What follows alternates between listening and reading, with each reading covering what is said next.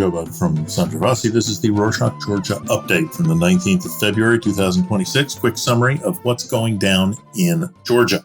Thursday the 12th, the Tbilisi TV tower glowed in Iran's colors to mark the 47th anniversary of the Islamic Revolution. High-ranking Georgian officials attended an embassy reception at a hotel linked to Bidzina Ivanishvili. This drew sharp criticism from the Israeli embassy, which questioned why Tbilisi honored a regime currently killing thousands of its own protesters. The hotel, unidentified individuals removed an Iranian activist who was there to protest and forced a public journalist to delete footage of the event. While the city calls the lighting of the TV tower a standard diplomatic practice, local activists accuse the government of standing with a murderous regime. Next up, on Friday the 13th, Givi Mikanadze, education minister, announced a new quota system that effectively destroys Ilia State University. Under the new one city, one faculty rule, the government will force state universities to narrow their profiles so there won't be any overlap between the subjects they teach.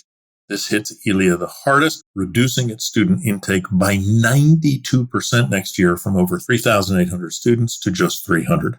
The decree strips the university of its popular law, business, and social science programs, leaving it with almost nothing but teaching and engineering.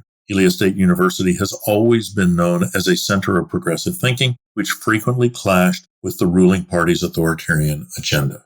Speaking of universities, on Tuesday the 17th, news broke that Bidzina Ivanishvili's Kutaisi International University is launching bachelor's degrees in astrolinguistics and astroarchaeology. These programs center on gematria, a pseudoscientific numerological practice that states that the Georgian language contains ancient astronomical codes later mirrored in Egyptian pyramids. Yeah.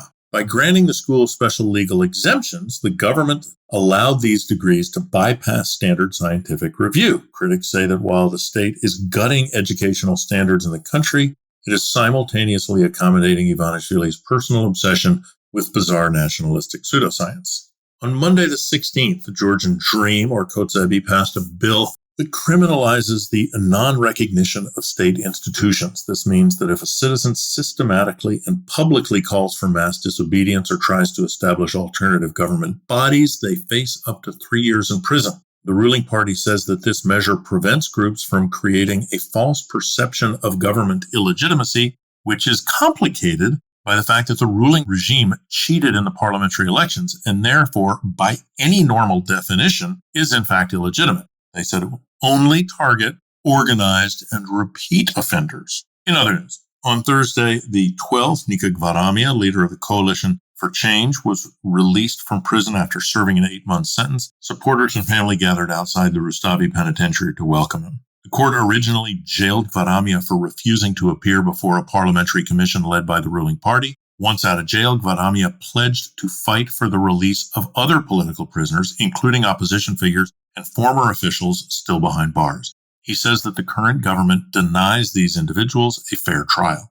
Gvaramia called for opposition parties to coordinate their actions to move Georgia towards EU membership, stating that the country requires a unified platform to achieve a free and democratic future. More about the release of detainees on Tuesday the 17th. Gogi Gacharia's party for Georgia, or Sakartvelostis, the only opposition party in Parliament, announced plans to submit an amnesty bill to Parliament to release protesters detained over the last year. Party Representative Shalva Kereselidze stated that the project targets peaceful citizens arrested or fined during mass pro-European demonstrations between November 2024 and September 2025. Kereselidze says that pardoning these students and activists would show a genuine commitment to national stability rather than using judicial punishment as a political tool. On Friday the 13th, Prime Minister Irakli Kobakhidze released a video address on social media promising to clear Georgia of all illegal migrants within a few years. He stated that over 20,000 people currently live in the country illegally.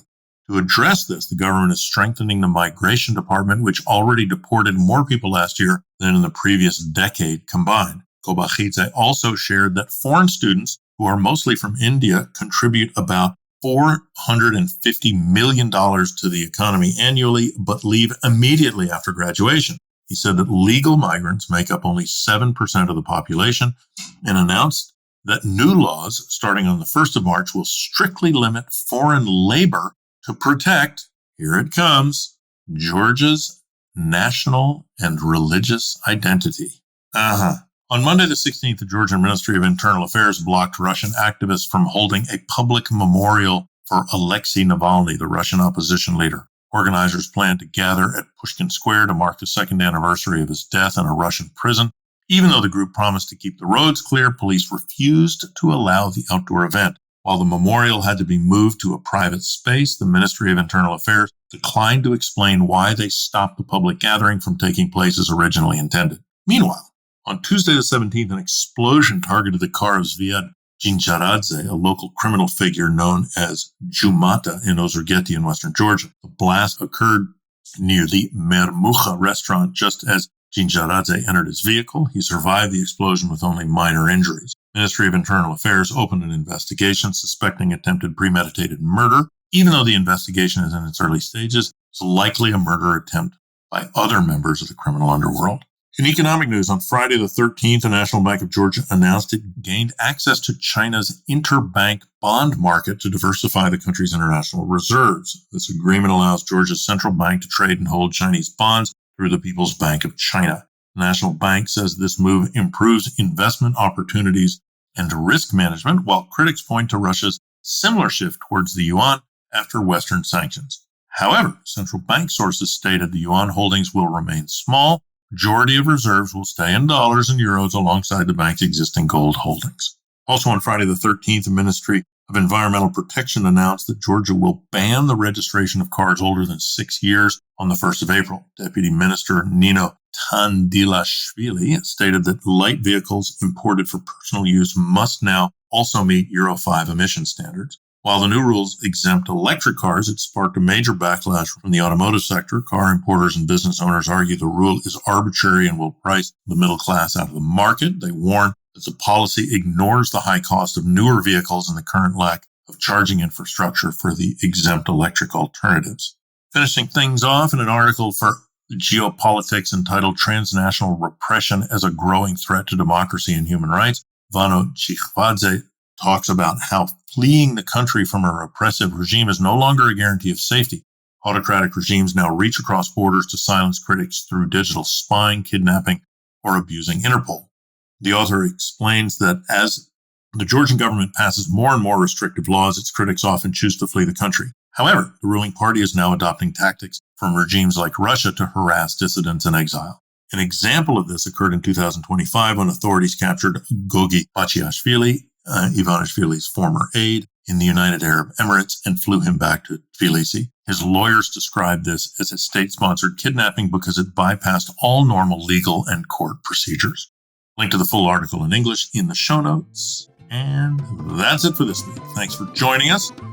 Those who may want to let us know you listen and to get future news about the Georgia Update, go to Rorschach.com/updates. It's also in the show notes. There you can give us your email address. We will also let you know if anything changes. We will never give away or sell your email to anybody else. And of course, you can always just send us an email at info@rorschach.com and let us know if you want us to keep you informed. Nach